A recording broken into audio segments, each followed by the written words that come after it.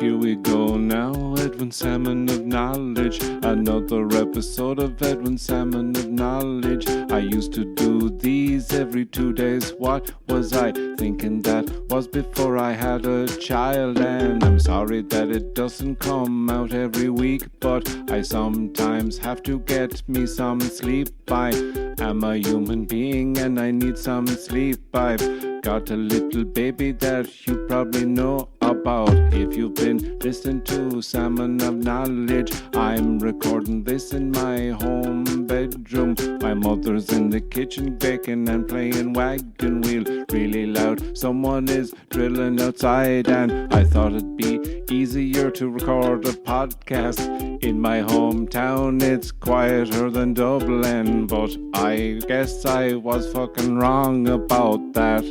Welcome to the podcast. Now let's have some chat. Hey, Welcome to the show. It's the show you really ought to know. If you never heard the show, it's just a man talking a microphone, and that's the whole bloody premise of the show. Here we go. So, guys, sorry, just trying out some improv skills.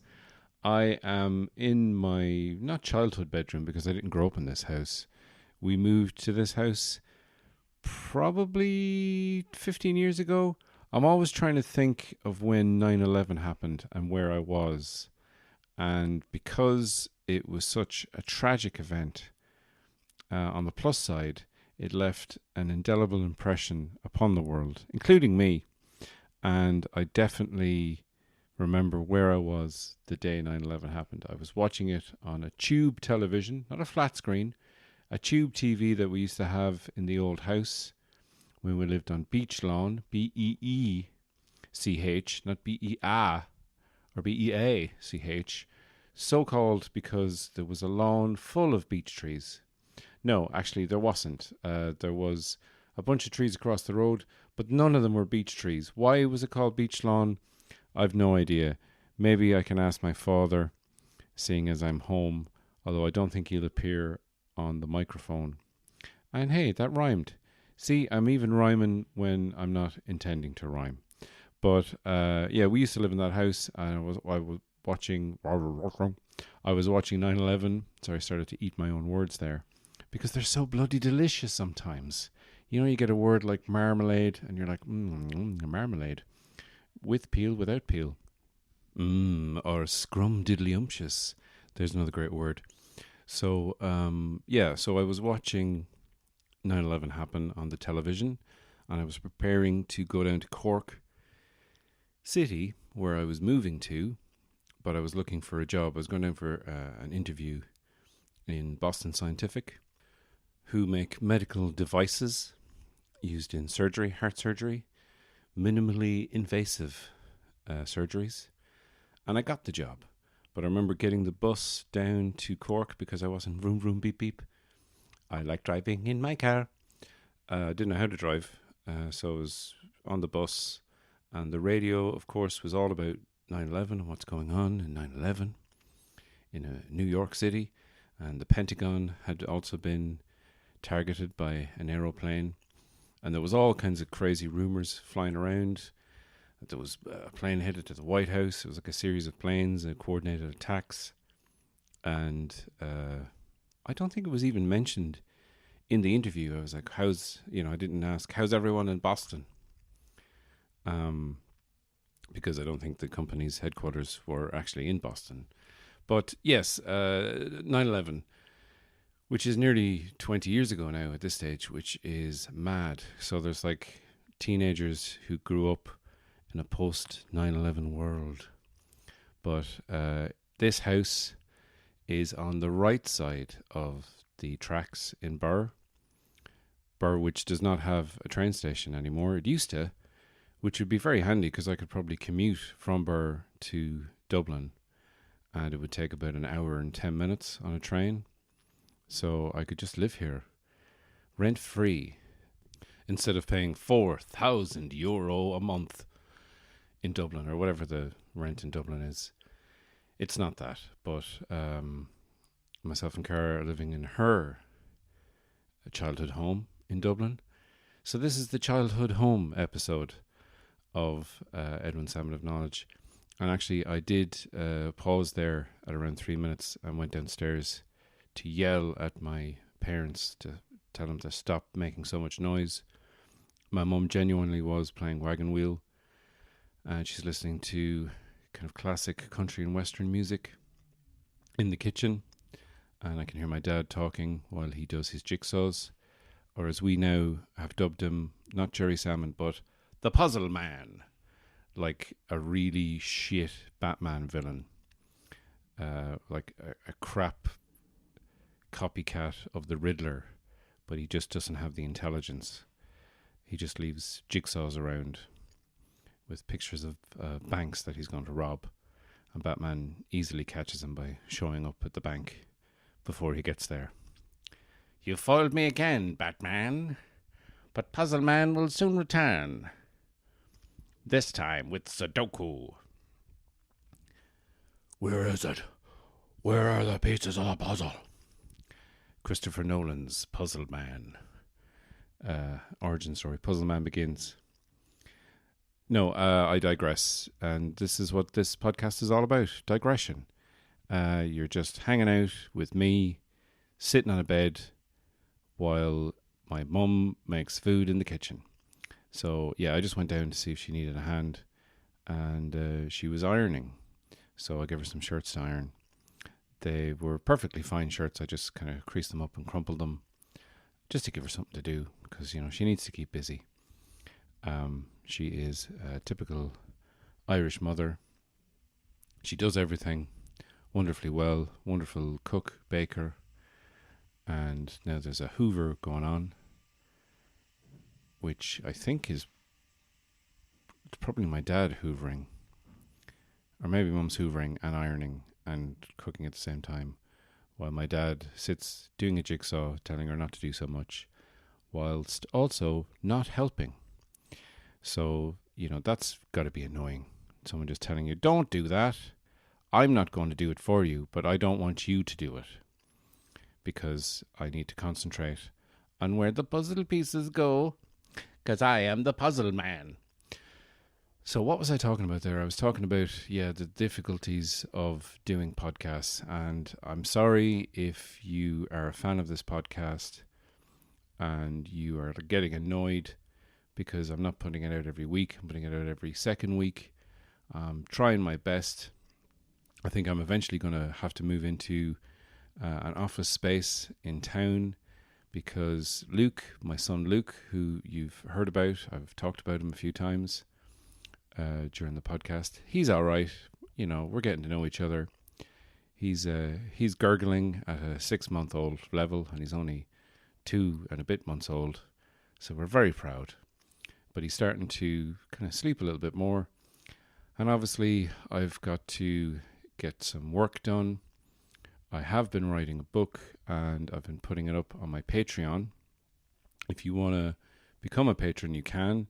But at the moment, because I honestly don't know how often I'll be able to record, how many episodes I'm going to get out, I'm trying to get one out every week if I can. But I think that's why I need an office, because I have been recording in a little tiny room in the house in Dublin. But I just get distracted by the oohs and ahs and goos and gas of Luke. And also, I go in and change his nappy. And, there's a lot of distraction. So I need a solid block of time where I can go in and just work. And also I finished my online course. So I'm going to be looking for a part-time job. But also, a lot of but alsos here. A lot of addendums, a lot of vocal asterisks, where you look to the bottom of the page, or in the appendices, or in the liner notes. But none of those exist, because I there's not like an extra 20-minute podcast episode where I go through all of these addendums. But yes, I'm trying to remain busy. I'm trying to get stuff done. But there's only so many hours in the day, and hopefully as things open up. I am fully double vaccinated right now. Of course, there is the Delta variant, which has shut down the Electric Picnic and several other festivals that were happening. As I'm recording this, it is a Thursday.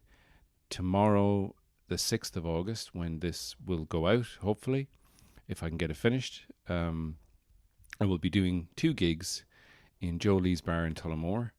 And it's the first gig I've done in about a year. I did a gig in a graveyard in Athenry to people who were alive. I mean, the dead were also there, but I didn't really get much of a response from them. So hopefully the gig will go well. I'm sort of trying to figure out what new material I'm going to do, if I have any new material, and what old material will suit. And I have plenty of old material on those topics that are not time or pandemic specific. I can talk about toilets and Jesus and country western music and drugs, and I can sing my inspirational song that I think I have played either on this podcast or on the extras on this podcast. Incidentally, if you become a patron of this podcast on Patreon, if you look up Patreon, Edwin Salmon of Knowledge, you can get the entire hour of that gig that I did in Athenry all those many, many months ago when I was footloose and fancy-free, not having a little baby. And there's another little rhyme that I've done and continue to do all the bloody time. So, this gig tomorrow should be a bit of fun. I found that the gig I did in Athenry, even though I was quite nervous, the audience were very nice and very forgiving of my rustiness at times, because they were just happy to be out of the house, I guess, even if they were just sitting in the graveyard. I guess it's one of those things where, look, we're all sitting in the graveyard, but it could be worse. We could be sitting in our homes having to talk to each other. So here's a little improv song to lead us into the first commercial break. I got to feel it.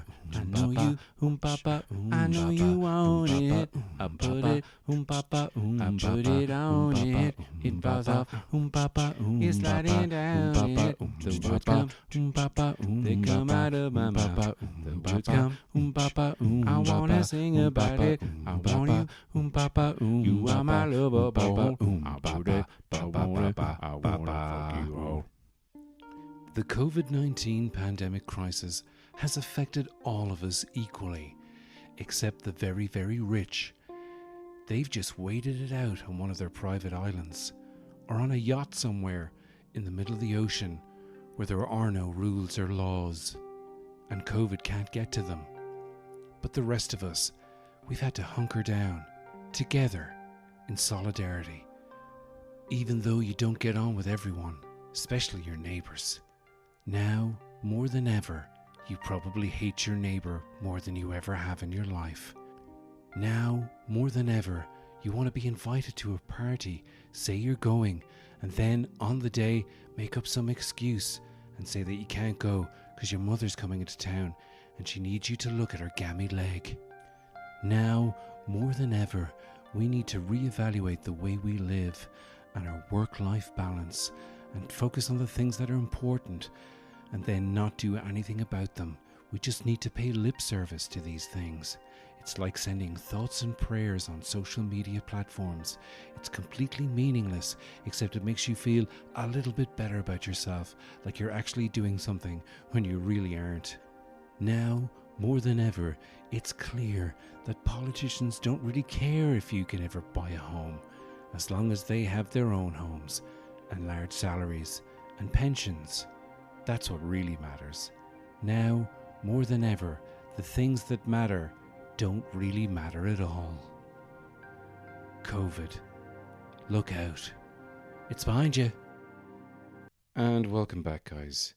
So got a little bit political there, talking about COVID and what's happening with COVID. Now, most recently, because of the Delta variant, even though most people I know, this is very anecdotally, but this is just from my perspective, and I can only speak from my perspective. If you want to speak from your perspective, then record your own podcast, and I will definitely listen to it. Most people I know have been vaccinated, are fully vaccinated, including myself. Something like 82% of the country at this stage is fully vaccinated, and the electric picnic has just been cancelled. They have refused the licence for it. Laois County Council refused the licence for electric picnic because they don't want tens of thousands of people attending an event, even though it is a 3-day event and it's spread across many acres. But 40,000 people can attend sports games, can attend the All-Ireland football and hurling finals. They're going ahead. It seems to me that sports is being prioritised over entertainment. And that's great if you're a sports fan, but not so great if you are an entertainment fan or an entertainer. If you're a musician, if you're a comedian, if you're a spoken word artist, if you're any kind of person who thrives on gigs and gets their income from gigs, as I do, then this is a little bit disappointing. And it's also disappointing that people who are giving birth to children are also restricted, as in one person. It's okay for 40,000 people to attend a sports event, but it's not cool for one partner to attend the birth of their child, which seems a little bit ridiculous. Now, obviously, myself and Cara, we were lucky in the sense that Luke was a C-section birth, so we had a time and a day, and we didn't have to go through the trauma of having to sit in a car park and wait until your partner is just about to give birth, goes into active labour, and then you can join your partner. Because I don't know, I mean, I don't know why, I don't know where the logic of any of this comes from. It doesn't seem logical to me to shut out one person whom you're obviously been in a bubble with, and yet that seems to persist. There's no rhyme or reason to some of these decisions being made, and I don't know if there's like a big sports lobby or there's not an entertainment lobby, and there are limited events going on. I'm lucky enough to be involved in some of them, in Tullamore, in Jolie's Bar, outdoor gigs, and the Cats Laughs Festival in Kilkenny. I will be performing with Dream Gun Film Reads, doing the Shawshank Redemption on the 16th of August, which is a Monday at 7:30 in a courtyard, in Langton's courtyard. So that's something to look forward to, but I'm lucky in the sense that I can be doing these gigs. But a lot of performers, especially in Dublin, are looking to nowhere to perform because they can't perform.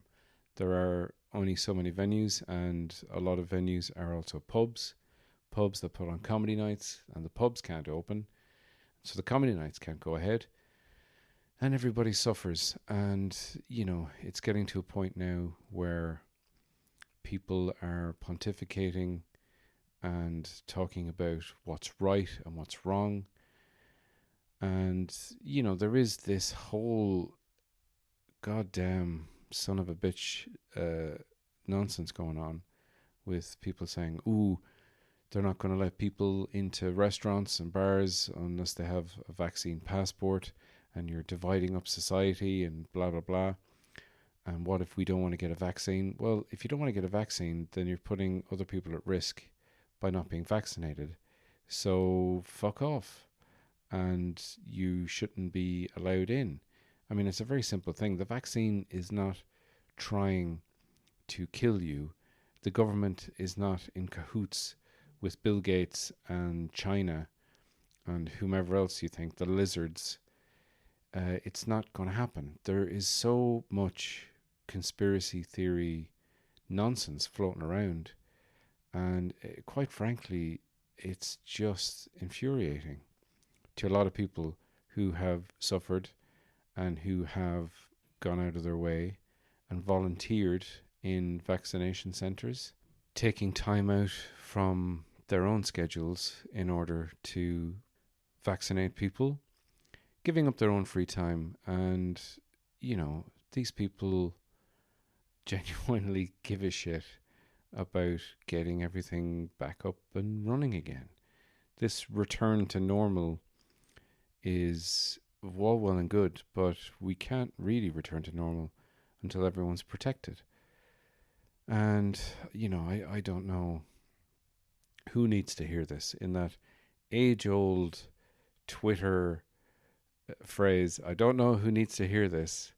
Possibly only the people who follow me who are in my Twitter bubble. But everyone needs to be vaccinated.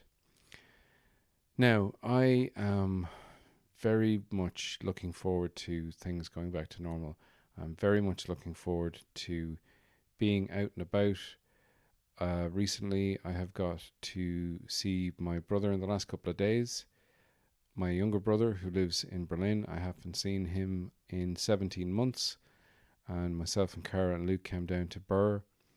And Johnny and his girlfriend Judita flew in from Germany. And they're here for a couple of weeks.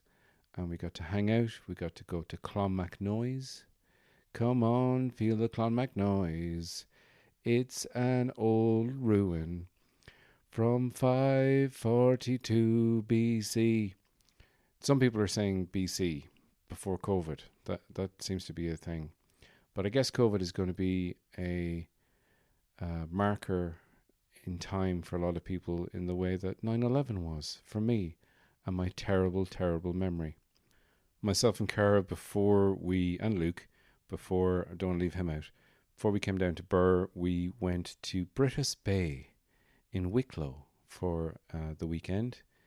Her aunt has a mobile home, if you want to pronounce it that way. I think both ways are equally good to pronounce. And we ended up hanging out there, even though the weather was supposed to be bad, but it ended up, like the first day wasn't great, but then we had a nice sunny day. We got to walk on the beach. We got to sit in a restaurant for the first time in about a year. I think the last time we had a meal together, we didn't have Luke. I don't think we were even pregnant at that stage. No, we weren't. It was about a year ago. We went to Daddy's Cafe in Dublin, which is without a doubt my favourite place to eat in Dublin. They have a wonderful menu, wonderful staff, lovely coffees. I'd highly recommend Daddy's. This podcast is not sponsored by Daddy's. I just really, really like Daddy's. And we went in there and we had a lovely brunch. It was decadent. We just got everything. You know, sometimes you're like, I don't know if we'll get that, and maybe that's a bit too extra. But we're like, bring us all the coffees. Yeah, we'll have desserts. We're not going to have one dessert and split it between us. We'll get a bunch of desserts. We'll get far too many. And we had a lot of food. And we went to Elephant and Castle, which is, again, not sponsoring this podcast. Now, to be honest, it wasn't great. And that's definite proof that it doesn't sponsor the podcast because I'm criticizing it. But we went up. They had far too many servers. They had about 12 people serving food. And we asked, could we sit inside? And we had Luke with us, who was a little bit fussy. And we ordered burgers, basically. And I had a nice pint. And it was nice. Although when we went in, the manager put us in the corner. There was only 2 other tables with people sitting at it. And the rest of the restaurant was pretty open and free. But he put us like in a little corner. And Cara was like right in between a pillar. And we just kind of went, we didn't wait. We got all sort of, privileged and white and middle class. And we went, we want to sit where we want to sit. We didn't wait a year to eat indoors. put us in there. Nobody puts our baby in the corner and our baby's parents, me and Cara. So we sat at a nicer table. And we had a bit of food and it was grand. And then we went for a walk down by the beach.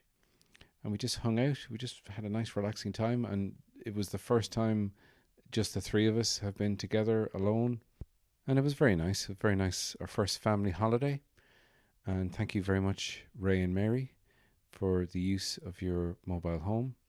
And when we went to the beach as well, we walked up the way, and then there was another, these kind of private estates with a whole load of mobile homes. And they call them mobile homes or mobile homes. I don't want to say mobile. It's very American of me.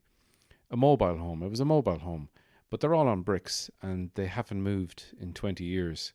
Now, I guess they could move. You could put them on the back of a truck or something and move them if you needed to. But like I say, very few of them have ever moved. And we went down to, and there was another area. It's like they're all like private areas. And it was like a little, you walk through and walk down to the beach. And 2 minutes away from where we were, and we got in, and there was like a man sitting in a car with the door open who got out and said hello to us and started questioning who we were, where we were going. Like we wandered in with the baby. I had Luke in the baby Bjorn asleep. So we'd like wander in and scope out the place and rob all the mobile homes when everyone was down swimming in the sea and sunning themselves on the beach. And he was like Cara had to say who she was and who her aunt was. And once he heard who we were connected to, he was like, oh, that's fine. And then we walked on, but, and both of us were going, well, yeah, we didn't need your permission. Like, we didn't want to be rude and say, like, who the fuck are you and why do you want to know who we are? You're not the fucking police here. You're just a man. Like, I don't know who, no one's given you a job and you don't have a badge or an official hat or some kind of laminated card to say you're the, chief of police of this mobile home park. And then, like, the next day we came back, like, we should have just told him to fuck off. And we were walking past the following day to go down to the Bay Cafe, which I highly recommend if you're ever in British Bay, go to the Bay Cafe. Bay Cafe, British Bay, that's what I say. You can pay and get a sandwich. It's okay. Oh. British Bay. And again, not sponsored by British Bay the Bay Cafe in British Bay, but wonderful staff. They remembered my name, which is always a bonus, I think. I always go back to a place that can remember my name. Sometimes if I have a lovely meal somewhere, I'll go back later on and say, do you remember me? And if they say no, I say, well, you're not getting my custom. Goodbye. I'm very cruel. I'm a very cruel customer. Sometimes I'm a cool customer, but more often than not, I'm a cruel one. And we're walking past the same place, and there's your man again, sitting in his car with the door open. And we were just like, that's fucking sad. I mean, does he live down here? What's his deal? Because there was no one guarding the other park. There was a code that you had to punch in to open the gate. So if you knew the code, then that was enough. But like, I don't know. He seemed like a kind of a busybody. I think it was like, maybe people just let him get on with it because he's annoying and they just didn't want him talking to them. I don't really know what the story was. But the people next door to us in the mobile home next door, directly opposite us, were having a party. There was about 12 of them, and they're all sort of sitting around, and they're all in their sort of late 40s, I suppose. A couple of teenagers, and they're up till about 3 o'clock in the morning, and that's fine. But then the next day, because we just kind of slept through it, we put on a podcast, and gets us right off to sleep. What do we listen to? Again, not sponsored, but I will mention one of our favourite podcasts, You Must Remember This, with Karina Longworth, where she talks about old Hollywood stories. And we put on one about Humphrey Bogart and Lauren Bacall because we watched the DVD. There were some DVDs, you see, in the mobile home, and watched a bit of the Olympics because that was on the TV. But we watched To Have and Have Not, which I had never seen before. Howard Hawks' movie of Ernest Hemingway's novel with Humphrey Bogart. And it's where Lauren Bacall and Humphrey Bogart met each other and fell in love, and then they got married. And then he died. And that's the end of their story. But that's what we listened to. Corinne Longworth, she's very good. She pronounces things. Her enunciation is amazing. And we've listened to some of her audiobooks as well. So I'd highly recommend that podcast, especially if you like old Hollywood movies and stories of Fatty Arbuckle possibly murdering someone. That was the first one I ever listened to. So we played that. We went to sleep. The neighbours were chatting and joking in a very basic kind of way.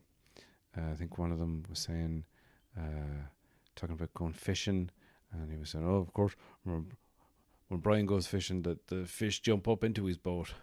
Ha ha ha ha. Big laughs. Big, loud laughs. And of course, they were all hungover the next day, so they were very quiet. But I went into the room next to the room we were sleeping in, which we were using as sort of a walk-in wardrobe. We put our luggage on the single beds in that room, and I opened the curtains to get a bit of light in. And on the fence, just ahead of me, about 6 foot ahead, was a pair of dirty knickers just hanging there with the gusset clearly visible and a little shit stain or possible piss stain on this gusset of knickers. And I'm like, maybe your knickers got wet because you were in swimming or something, but why hang it on a fence right beside a window that I'm going to see it in the morning? You know, think of the neighbours. And like, wash your fucking dirty knickers. Don't just hang them up like a weirdo. Yeah, didn't appreciate that at all. So we immediately packed up and left. But no, it was lovely. It was a lovely, lovely time. I didn't do any driving because I'm not that, good a driver. And I don't want to drive with my infant son in the car. And Cara has been driving for 10 years plus. So she's much better at it than me. And I actually haven't driven in 2 weeks. I haven't driven since the last podcast when I was talking about going to Birr and nearly back in the car off the road. So I won't be doing that again. Well, I mean, I'll be driving again, but I definitely won't be crashing. I don't plan on crashing the car. But if I do, I hope it's only a ding. And look, we're insured, so everything's hunky-dory. Now, one thing I noticed down there is that the people who own these mobile homes, because not only do you have to pay for the mobile home, this is what I didn't realize. You pay X amount of money for the mobile home, whatever it costs, 50 grand, 60 G's. Once you get up to those kind of numbers, the money becomes G's. Check out my G's. But you have to pay rental per year on the space that you park it in, which I suppose is fair enough because it is a kind of a gated community and you can't just sort of leave it anywhere because it's in danger of being broken into, I suppose. And not every park can have a busybody sitting in his car all day with nothing better to do. I don't know where his family were. Did he even have a family? Who knows? So, it's a bit expensive. So there are people there who have, Land Rovers and Range Rovers and Land Cruisers and Cruise Rovers and Range Cruisers. And they're all, last year's reg. They're relatively new. And some people have some speedboats. And some people have some kind of bigger boats, which wouldn't be as speedy. Some high-speed boats, some medium-speed boats, some chugger boats. And there were lads sitting in one of the boats because I was taking Luke for like a little walk around because he was getting fussy and he likes to walk around. So I walk around and I talk to him and I was talking to some of the people there and some of the kids, because when you're a fully grown man with a baby, you're not as threatening as just a fully grown man walking around by himself talking to kids. That's weird. But if you had a baby, then you're like, that's like your passport to talking to kids. Obviously, their parents are there as well. Don't know why I'm trying to paint myself in a normal light. I'm just a normal man. So I was walking down, and one of the boats was parked. It was parked the whole weekend. They never took the boat out. I don't know why they buy the boat. I think they buy the boat just so they can sit on the boat with other men and drink beer and talk about the boat that they bought. And one of the guys who owned the boat, it turned out, because I walked past and I slowed down because I was like earwigging their conversation. And he was wearing those sunglasses that I hate. They're like mirrored sunglasses, but they also have that kind of colored effect. Like when you see oil spilled in a puddle, and it has that sort of, it looks like a sort of a shitty version of the Northern Lights on a pair of sunglasses. And he was talking about the boat, and there was another man. No, there was another couple of guys sitting there, all sitting in the boat drinking beer, and they were listening to music, and it was fucking awful music. It was like, I just realized that, like, I know not everyone is into music, but like, play something that, there's algorithms and there's playlists on Spotify that can facilitate even the most ignorant and tasteless person. You can put on like 60s pop hits or 80s jam or chill 1920s marching music, Gregorian chants, best of. There's loads of them. Tina Turner's sexy time hits, and it'll do the work for you. But they were just playing stuff that you'd hear in a Claire's Accessories, or music you'd hear in a teenage girl's clothes shop. That like really awful chart music that the charts don't even exist anymore. Me saying chart music actually ages the fuck out of me, because there is no such thing as charts music anymore. There's no Top of the Pops top 10. It was just this horrible beats and this like really, really overly treated kind of vocoder auto-tune singing, and it was just fucking nonsense music. It was just like, it's like worse than, the only music worse than that is when you go into a shop and to save money they have fake music. I don't know if you're familiar with this phenomenon, but if you go into a shop and you hear, Heroes by David Bowie or something, and you go, all right, they're actually paying money for this music. So basically you pay a kind of a flat fee so you can play actual music. Now you're playing the music, but you're paying a flat fee so you can play copyrighted music. But then there's a whole industry where they record songs specifically to be played in supermarkets and retail outlets who don't want to fork out whatever it is, 200 quid a year. I'm just pulling that figure out of my asshole. I don't know what the actual figure is, but you pay a certain amount of money, and then you can play that your David Bowies and your Kinks and your Tina Turners. God, I'm big into Tina Turner now. I know why that is, because there's a Tina Turner documentary that I really want to watch that's on Now TV that I have a subscription to. Again, not sponsored by Now TV. Now TV actually probably the worst of all of the streaming services, maybe, possibly. I'll do a whole review of streaming services in the next podcast, and I will do a separate podcast in the next couple of days, which will be all about TV and movies that I've watched recently. So look out for that if you're into TV and movie reviews, which a cursory glance at the internet and YouTube tells me that yes, people are into those things. But yeah, they were just sitting, just a bunch of boat wankers sitting around listening to shit music.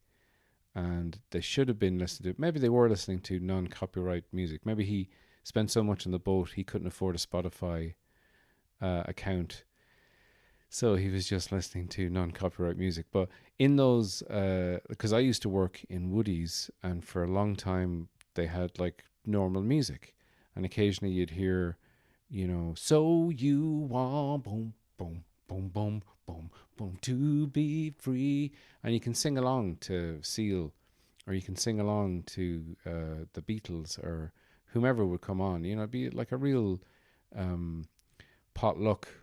What music would play on any given day, but the eventually the company was like, we don't want to pay so much money. We've got a penny pinch here, so we're gonna get the non-copyright music that you just buy, one-time deal. I guess that's how it works, and then we just play that. So they have like the sort of 90s R&B song, which isn't any song you recognize. Obviously it's just for a shop.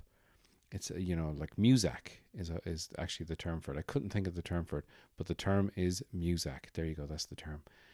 So the Muzak would play, and then there'd be like 60s pop song, and then there'd be rap song, and there was one song that sounded like a rejected E17 song that was so bad, and it just used to make me laugh at how bad it was. It's like, it's like a 50-year-old white man trying to rap, and I hated it.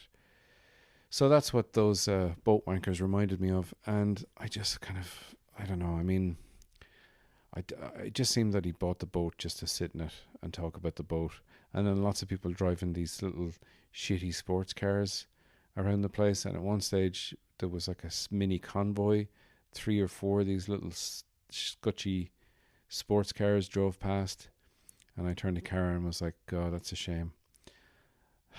Not a large penis among them. And we had a big laugh. So guys, we're going to take another little break, and we're going to be back shortly with another episode of your favourite new show, Baby Detective.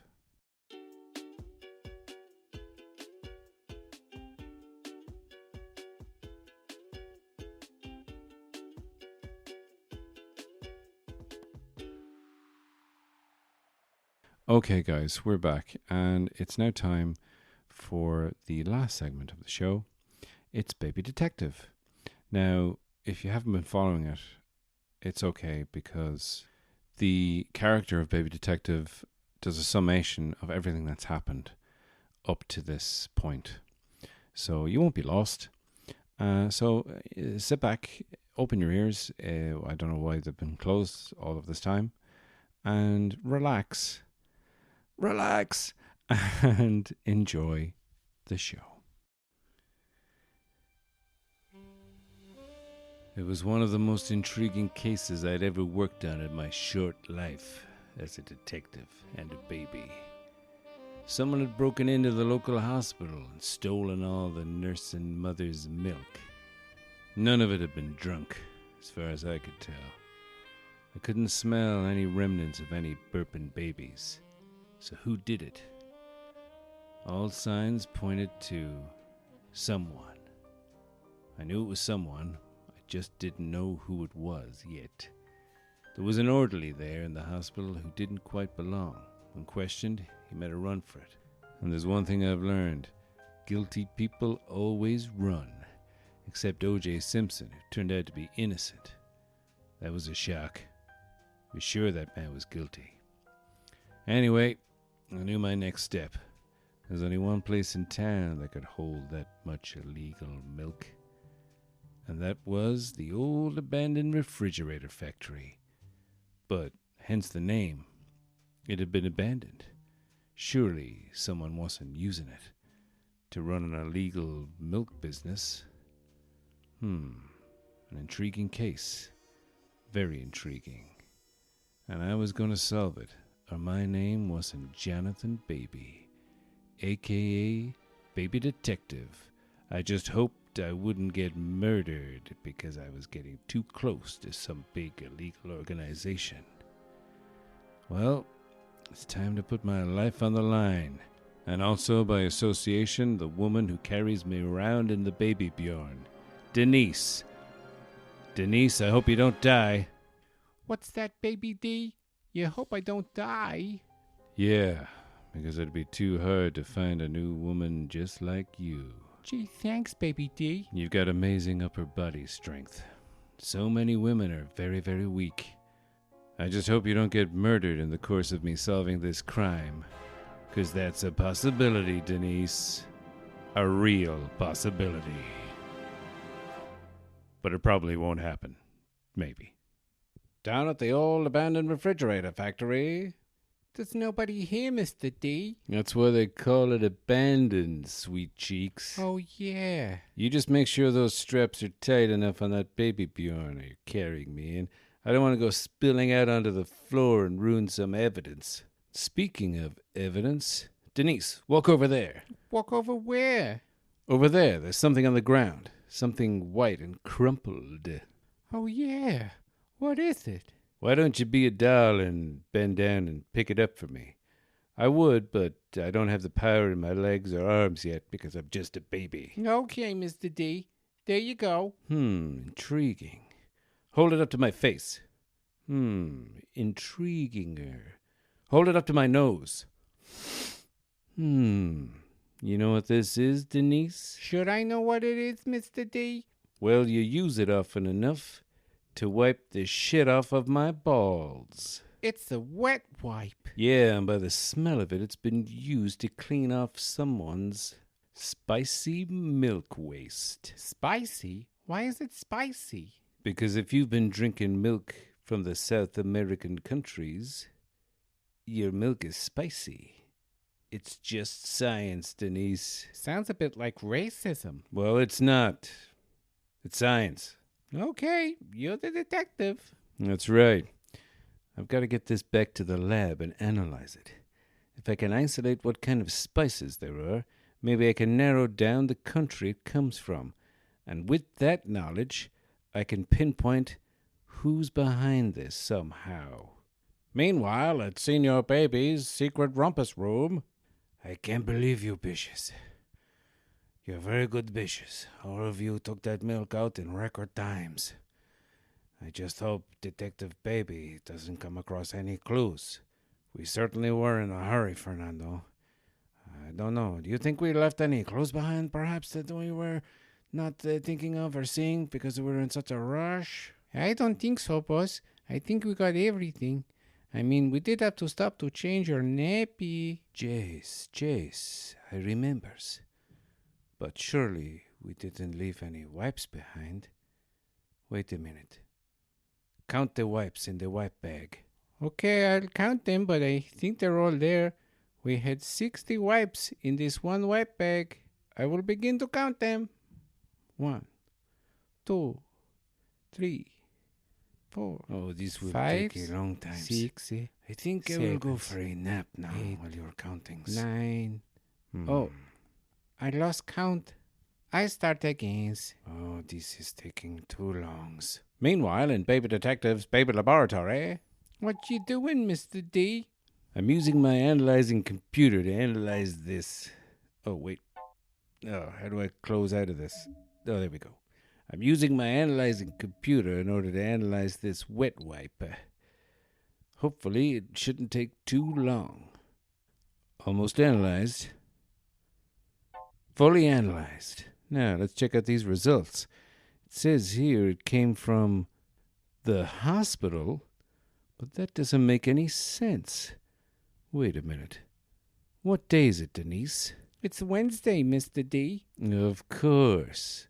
Wednesday is taco night. Looks like you're going to have to strap me back in the Bjorn and get me out of this bouncer, Denise. We've got to go back to the hospital again. Something's up.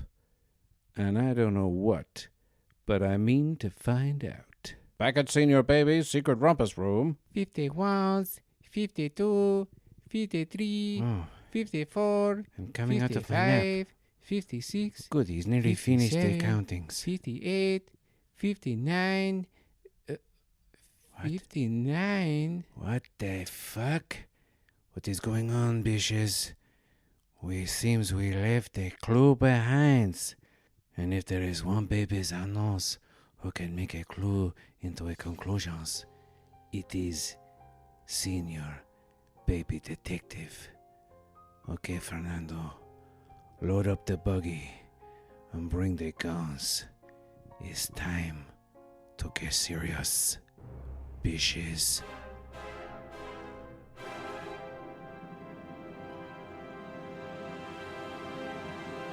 Whoa, it's all coming to a head. Baby Detective and Senior Baby are on a collision course to meet up in the next episode. So I'll tell you, some fireworks and possible gunplay is on the cards, and I don't know how that's going to work out because they are two babies with very, very weak arms. Guys, that's the end of the podcast. Thank you so much for listening.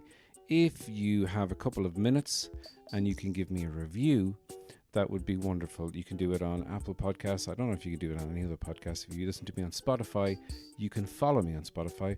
But if you have a couple of minutes, it doesn't cost you anything, give me a little review. If you had a podcast, I'd review your podcast and give it 5 stars and say it was great. So, guys, be safe, take care of yourselves, and be kind to yourself and to others. And I'll hear you when I see you. Bye.